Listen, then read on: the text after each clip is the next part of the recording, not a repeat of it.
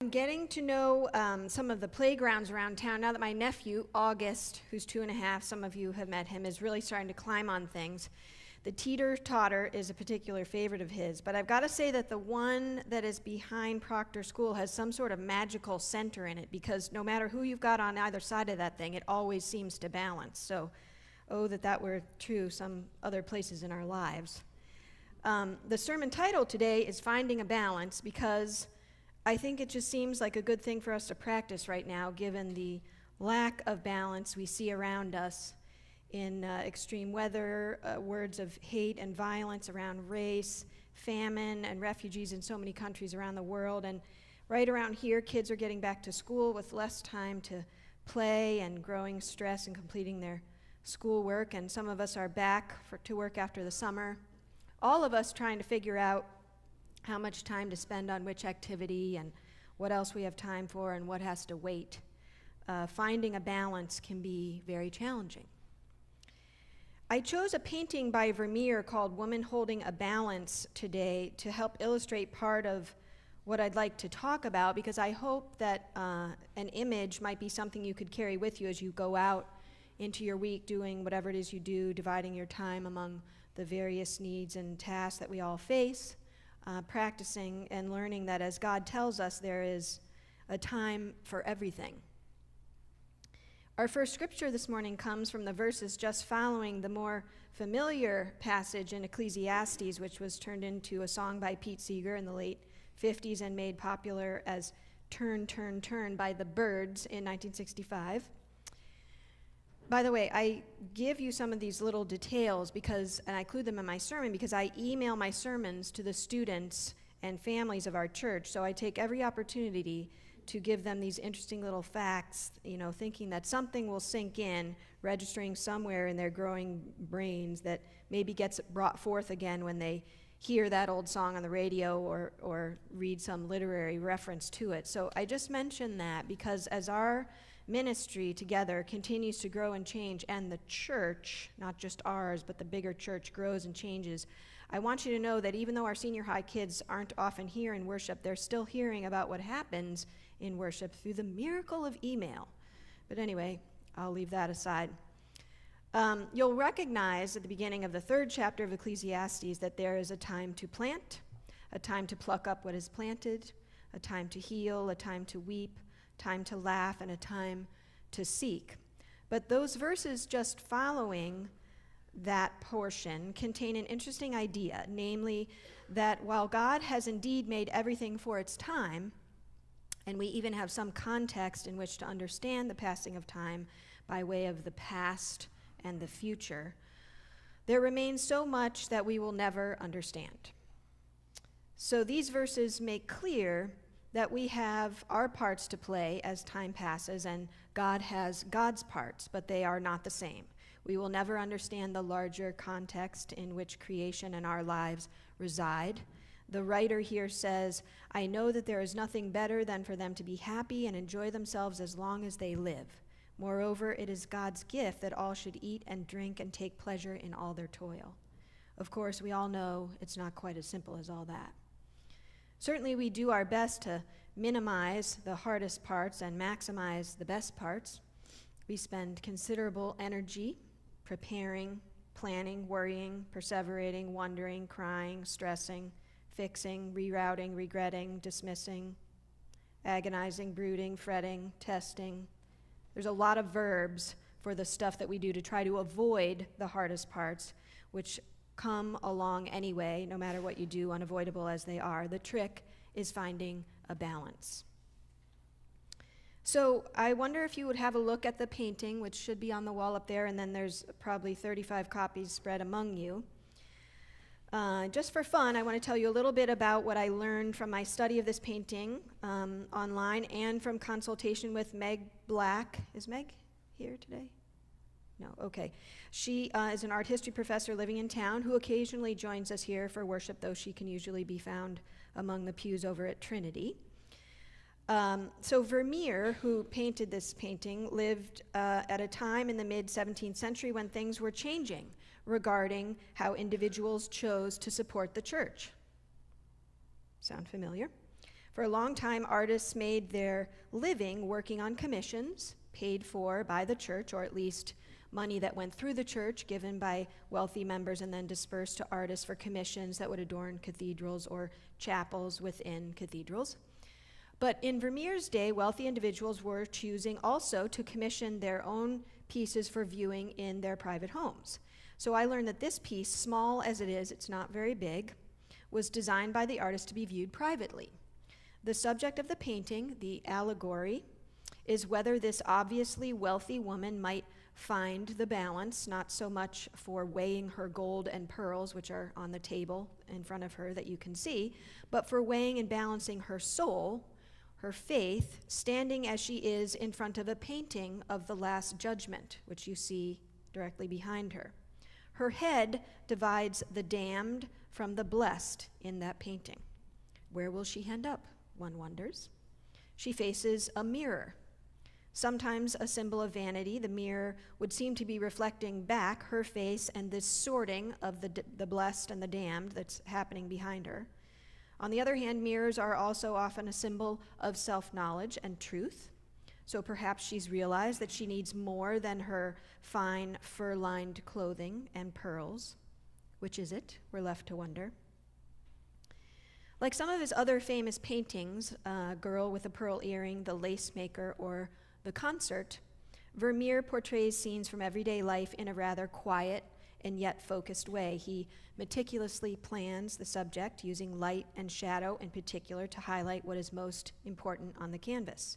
You will note, for example, that the center point of the scale in her hand is the exact center of the painting. There's no mistaking what was most important for him in this allegory, finding a balance. I started thinking about this idea a little over a week ago, which is why in my pastoral prayer that I offered last Sunday, I included a few things for which God has made time. I said last week that there's a time to break down, a time to build up, a time to weep, and a time to laugh, a time to mourn, and a time to dance. I trust that each of us could run down that very long list in Ecclesiastes and think of examples from our own lives that would fit the bill. But I'll focus on just a few this morning, a couple from that list and one or two of my own addition. There's a time for grieving, a time for speaking and listening, a time for recognizing beauty, and a time for making. So I'll start with a time for grieving. I finally watched the movie Manchester by the Sea the other night. Like a Vermeer painting, it's a study in the everyday, in the intimate details of a life that as it unfolds reveals moments and emotions that we all recognize, even though we've never lived through exactly what the characters in the film have endured. It's a tragic story about a wounded man and his complex family after the death of his 3 children in a house fire. He struggles with his own mental and emotional health, his brother's illness and then death from heart disease, and his teenage nephew's needs as he grows and learns to navigate the world without his father, and, as it turns out, with minimal support from his uncle, so burdened he is by what happened to his family in that fire. Some of us carry burdens like that character in the movie. Something happens, a death, a betrayal, a divorce, a job lost, an illness, and we are profoundly affected. Sometimes the self-doubt or anger or fear that we carry away from our role in what happened feels more than we can bear. Perhaps you were not able to say goodbye to someone in the way you had imagined that you would like to. Maybe you have a broken relationship or a friendship that remains raw and painful. Or you're embarrassed by a mistake you made or hurtful words or actions for which you know you ought to make amends. Fortunately, the God-given task we face in all the seasons of our lives is to find a balance between the most challenging parts of our human striving and those parts that allow us to celebrate the other side of that balance. We're meant to be busy with the work God has given us, to be cognizant and informed of the past, and to look forward with hope to the future, though our principal work is to live in the present, doing all we can to serve others and enjoy the time we have together. There's a time for speaking and a time for listening. Over the past week, I've received my usual daily meditations by email from Father Richard Rohr, who is a Franciscan priest who writes and teaches from the Center for Action and Contemplation in Albuquerque, New Mexico. And last week, he invited a friend named John Deere to assist him in reflecting on the signs and characteristics of a prophet. Prophets listen very carefully, and they speak with great passion and commitment. We tend to look back upon those prophets with whom we're most comfortable, like Jeremiah or Isaiah, Micah or Miriam or Moses. But there have been many prophets in the intervening years, and as is part of the work of a prophet, some of them have been rejected, harassed, marginalized, threatened, and sometimes killed. Martin Luther King Jr., Gandhi, Malala Yousafzai, Wendell Berry, Noam Chomsky, Woody Guthrie, Wangari Maathai, to name a few. All of us are called to speak prophetic words. We're pretty good at devoting time to listening, but often not as bold when it comes to speaking. I'm just aware that with all that's happening in our world right now, we are in need of prophetic voices. We are in need of people speaking up and out to defend those who have little or nothing, no power, no resources, those whose voices are not being heard. I want to offer a word of encouragement, especially to those of you who are in a season of your life when you may have a little more time to speak and act in ways you may not have had the time to do so in the past.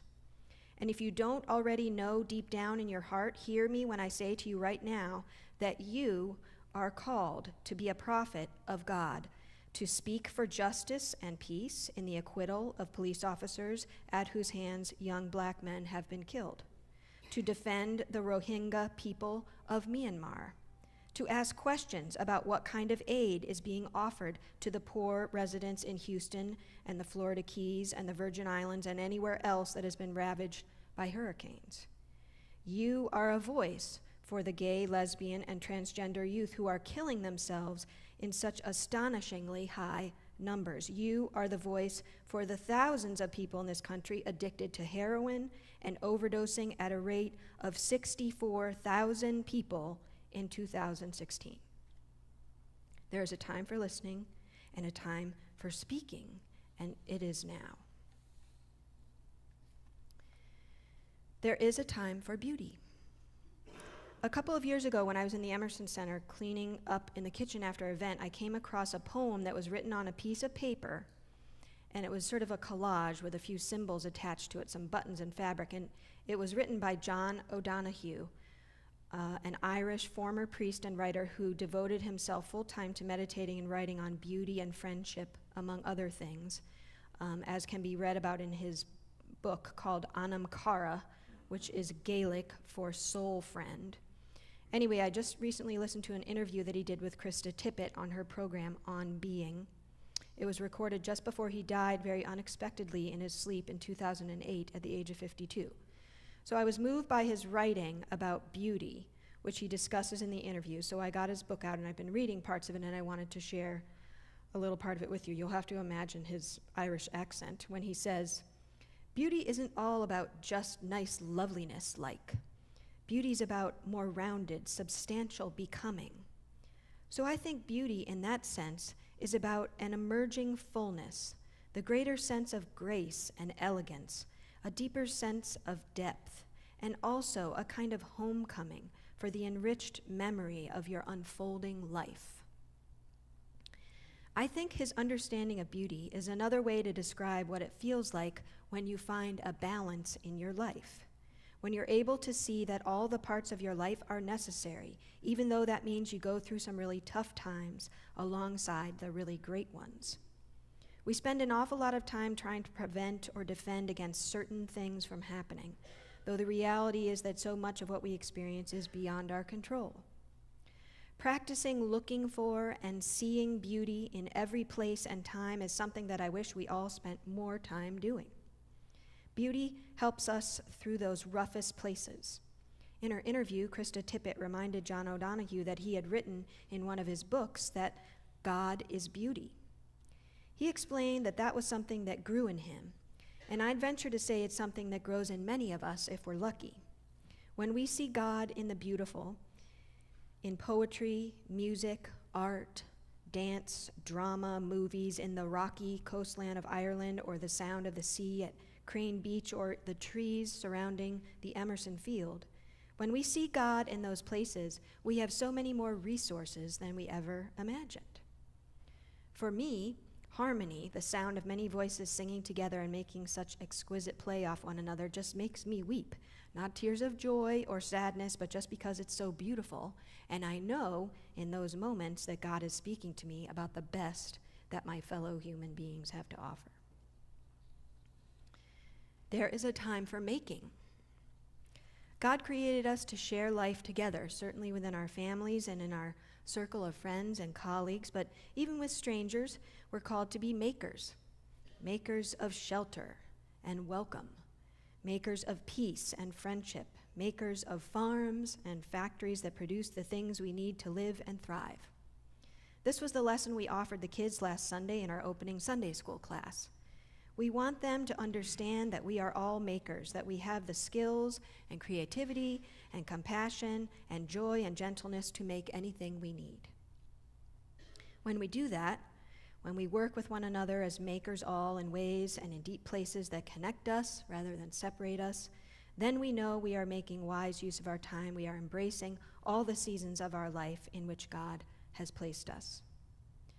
There is a time for everything.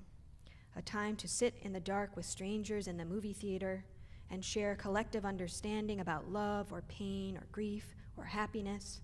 There's a time to give away some of what you think you need to someone else that needs it in Houston or Myanmar or Mexico or Syria so that they might have a little bit more of what they need. There's a time for study and a time for leisure. A time for being with your family, and a time for striking out on an adventure and figuring out how to navigate the struggles of life on your own. A time to help your children and a time to let them practice helping themselves. The psalmist today tells us that we are fearfully and wonderfully made. From the beginning, you were known and knit together in ways both beautiful and frightening. We have power beyond what we know. We can use it all for good, or we can allow ourselves to get distracted and stumble over things like fear or revenge or jealousy or sadness. A fine balance is all any of us can manage. Certainly there are times when our scales are too heavily weighted down to one side or the other. Part of the beauty in being human together is that we can share an understanding when that happens. We are not alone when it comes to managing the time and the gift that God has given us. Thanks be to God. Amen.